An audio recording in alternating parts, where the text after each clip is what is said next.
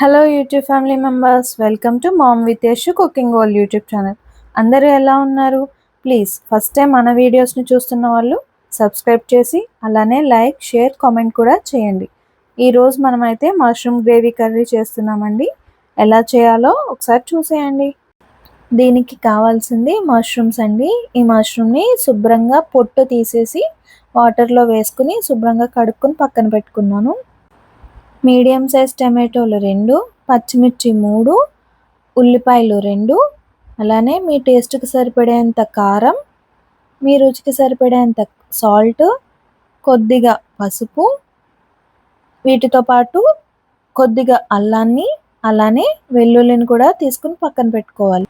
1/2 spoon ధనియాల పొడి, 1/2 spoon జీలకర్ర పొడి, అలానే 1 స్పూన్ గసగసాలు, చిన్న ఇంచ్ కొబ్బరి ముక్క, మసాలా పేస్ట్ కోసం షాజీరా కొద్దిగా, లవంగాలు 3, యాలకులు 2, బిర్యానీ ఆకు 1, జీలకర్ర 1 స్పూన్, దాల్చిన చెక్క 1/2 ఇంచ్ తీసుకుని పక్కన ఉంచుకోవాలి.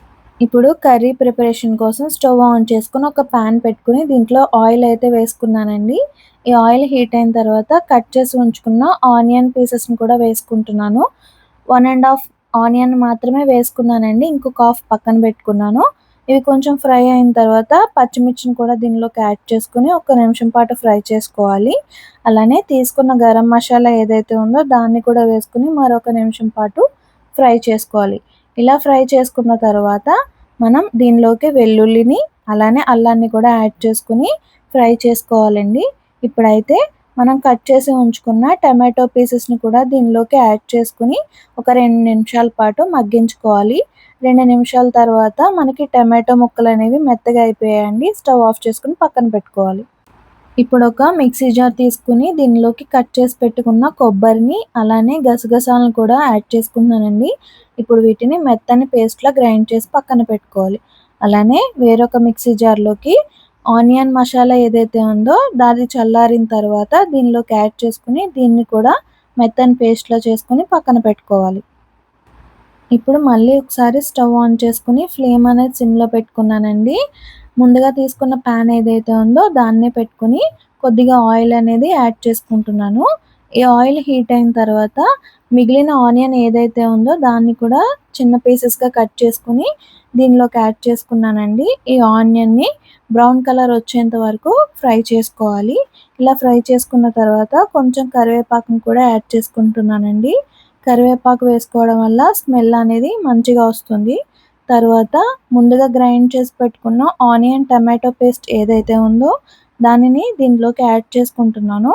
దీన్ని బాగా ఫ్రై చేసుకోవాలండి, కలుపుకుంటూనే ఫ్రై చేసుకోవాలి, లేకపోతే మాడిపోయే అవకాశాలు ఉన్నాయి. ఒక 5 మినిట్స్ కుక్ చేసుకున్న తర్వాత మనకి ఈ ఆయిల్ అనేది బయటికి సపరేట్ అయి కనిపిస్తుందండి. ఒకసారి మళ్ళీ కలుపుకొని ఇది పచ్చివాసన పోయిన తర్వాత ముందుగా గ్రైండ్ చేసి పెట్టుకున్న కొబ్బరి గసగసాల పేస్ట్ ఏదైతే ఉందో దానిని కూడా దీంట్లోకి యాడ్ చేసుకుంటున్నానండి. ఇలా యాడ్ చేసుకున్న తర్వాత మరొక 3 నిమిషాలు దీన్ని కుక్ చేసుకోవాల్సి ఉంటుంది. తర్వాత పసుపుని అలానే మీ టేస్ట్‌కి తగినంత కారాన్ని కూడా యాడ్ చేసుకోవాలి. నేనైతే 4 స్పూన్స్ వేసుకున్నానండి.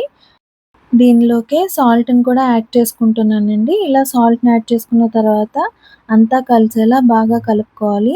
ఇలా కలుపుకున్నాక ఒక 3 నిమిషాల పాటు కుక్ చేసుకోవాలండి. ఇలా కుక్ చేసుకున్న తర్వాత ముందుగా కడిగి పెట్టుకున్న మష్రూమ్స్ ఏవైతే ఉన్నాయో వాటిని దీనిలోకి యాడ్ చేసుకోవాలి. మొత్తాన్ని యాడ్ చేసుకున్న తర్వాత ఈ మసాలా పేస్ట్ అలాగే మష్రూమ్స్ ఏవైతే ఉన్నాయో వాటన్నింటిని కలిసేలా కలుపుకొని వాటర్‌ని అయితే యాడ్ చేసుకోవాలండి. వాటర్ అనేది కొంచెంగానే పడుతుంది. అంటే ఒక టీ గ్లాస్ వాటర్ వరకు వేసుకొని ఒకసారి అంతా కలుపుకొని మళ్ళీ మూత అనేది పెట్టుకోవాలండి. 3 నిమిషాల తర్వాత మూత తీసుకొని చూసుకున్నట్లయితే కర్రీ అనేది కొద్దిగా కుక్ అయిందండి. మళ్ళీ ఒకసారి కర్రీ అంతటిని బాగా కలుపుకోవాలి. ఇలా కలుపుకోవడం వల్ల అన్నీ ఈవెన్‌గా కుక్ అవుతాయండి. ఇప్పుడు దీనిలోకి కొద్దిగా జీలకర్ర పొడిని అలానే కొంచెం ధనియాల పొడిని కూడా యాడ్ చేసుకోవాలండి. ఇవి వేసుకోవడం వల్ల ఫ్లేవర్ అనేది మంచిగా అనిపిస్తుంది. వేసుకున్న తర్వాత ఒకసారి కర్రీ అంతటిని కలుపుకోవాలి. ఇలా కలుపుకొని ఒక 5 మినిట్స్ పాటు కుక్ చేసుకోవాలండి. మష్రూమ్స్ అనేవి జ్యూసీగా ఉంటేనే కర్రీ టేస్ట్ అనేది బావుంటుందండి. ఇప్పుడు మనకి కర్రీ అయితే ఆల్మోస్ట్ కుక్ అయిపోయింది. ఒకసారి కలుపుకొని స్టవ్ ఆఫ్ చేసుకొని సర్వింగ్ కోసం రెడీగా ఉంచుకోవాలండి. ఇప్పుడు మన మష్రూమ్ గ్రేవీ కర్రీ అయితే రెడీ అయిపోయిందండి. నేనైతే ఈ కర్రీని ఇలా గార్నిషింగ్ చేసి పెట్టుకున్నాను. మా వీడియోని ఇప్పటివరకు చూసినందుకు మీకు చాలా థ్యాంక్స్ అండి. ఒకసారి ఈ కర్రీని కూడా ట్రై చేసి టేస్ట్ ఎలా వచ్చిందో కామెంట్ చేసి చెప్పండి. Thank you for watching.